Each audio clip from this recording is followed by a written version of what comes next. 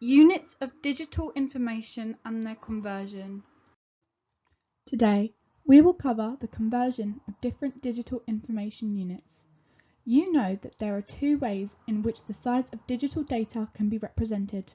The first method, commonly used for consumer products, simplifies the actual size of storage. It is based on decimal units. The second method is used for more precise measurements, where binary units are employed. Look at the table on the right side. We see decimal bit units, which can be distinguished from bytes by the lowercase b.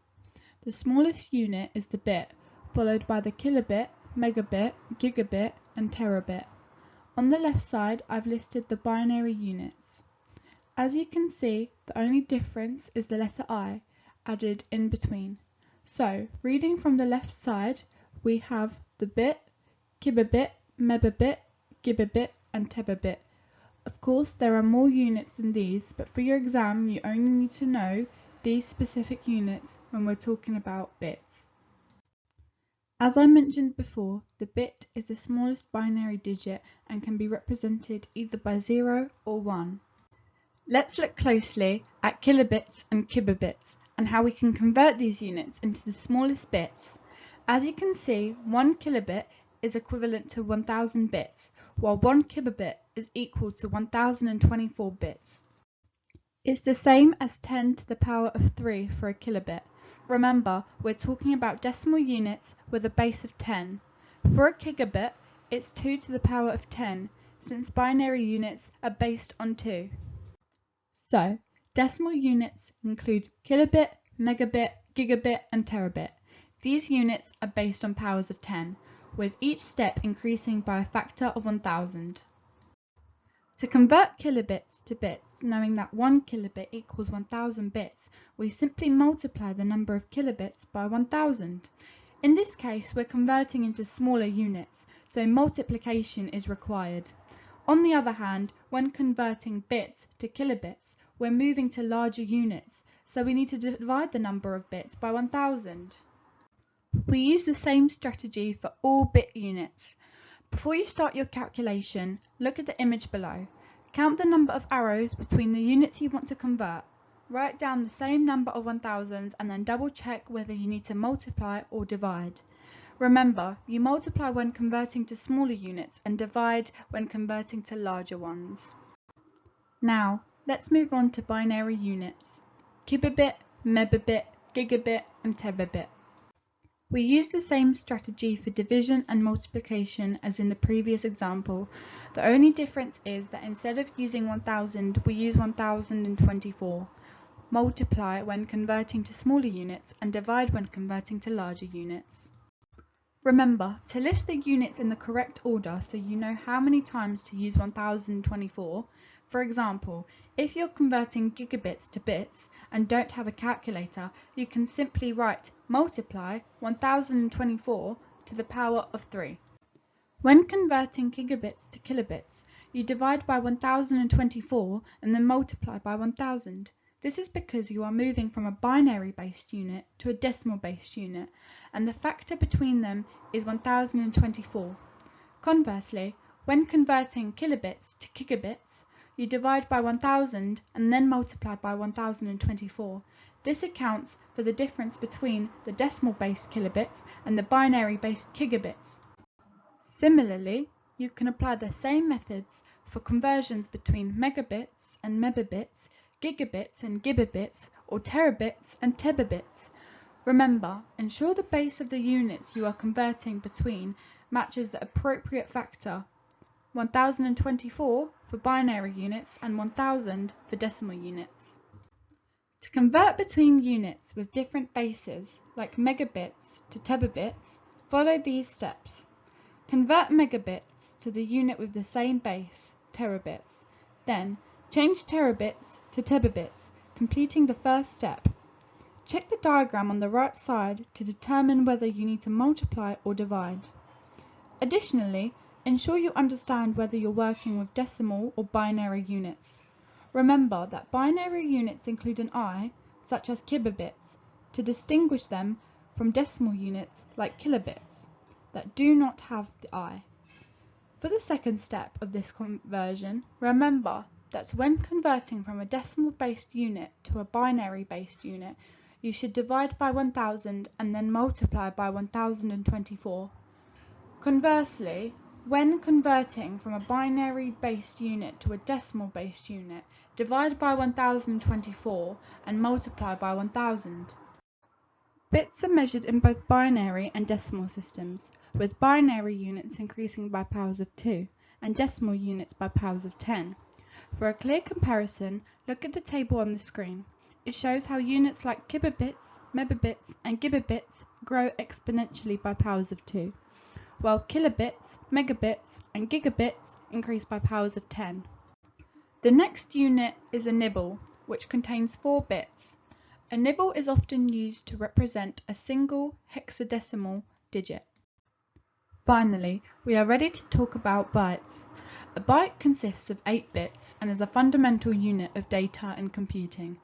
It can represent 256 different values, ranging from 0 to 255, making it ideal for encoding characters, numbers, and other types of data in computer systems.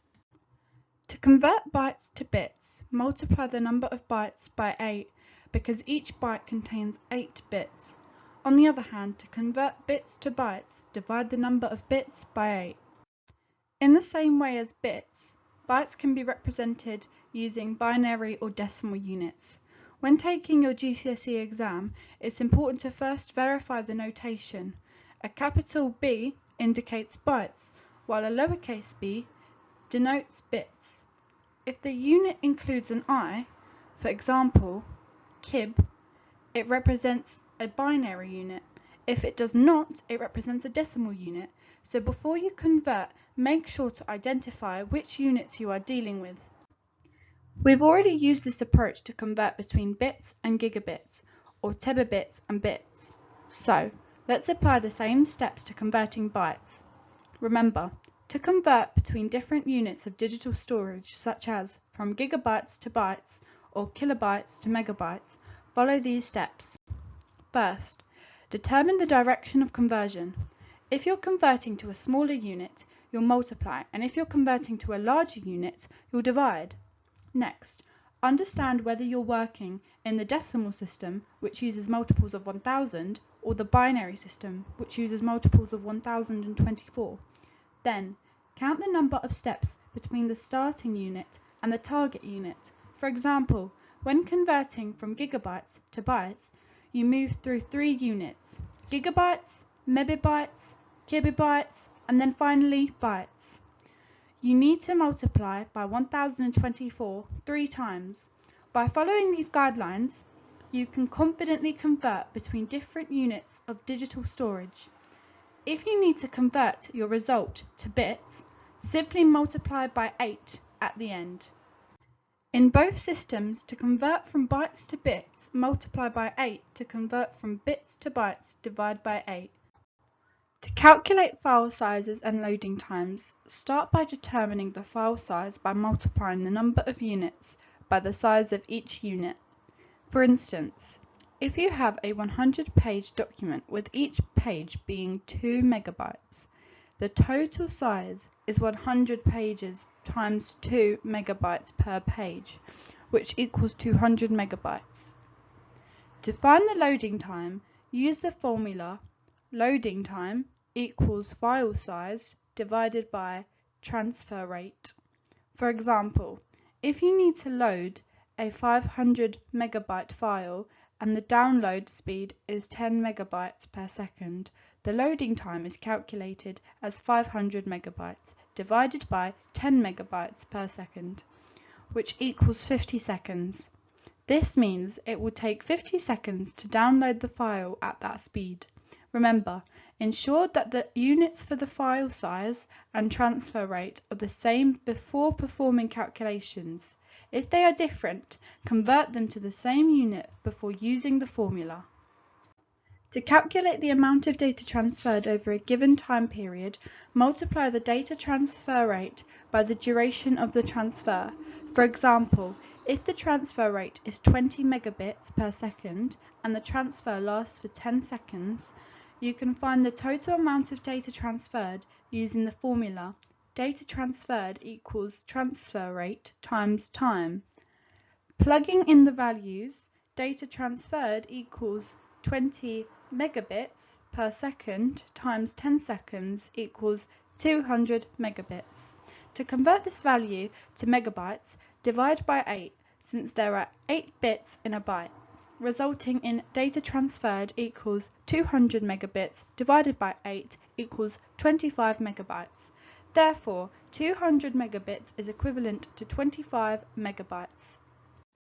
To calculate the time required for a data transfer, you need to rearrange the formula for loading time.